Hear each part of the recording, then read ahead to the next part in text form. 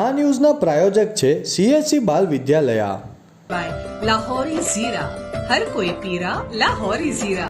Valsad railway યાર્ડમાંથી નીકળતા સમયે Valsad station નજીક પહોંચે તે પહેલા રેલવેનું ડીઝલ એન્જિન પાટા પરથી ઉતરી પડ્યું. 19 સપ્ટેમ્બર ગુરુવારના રોજ 11 કલાકને મળતી માહિતી મુજબ વલસાડમાં રેલવેનું એક ડીઝલ એન્જિન પાટા પરથી ઉતરી પડતા રેલવે વિભાગ દોડતું થયું હતું. જો કે આ બનાવમાં કોઈ મોટી હોનારત થઈ ન હતી અને રેલવેના કર્મચારીઓએ તાત્કાલિક દોડી આવી કામગીરી હાથ ધરી હતી.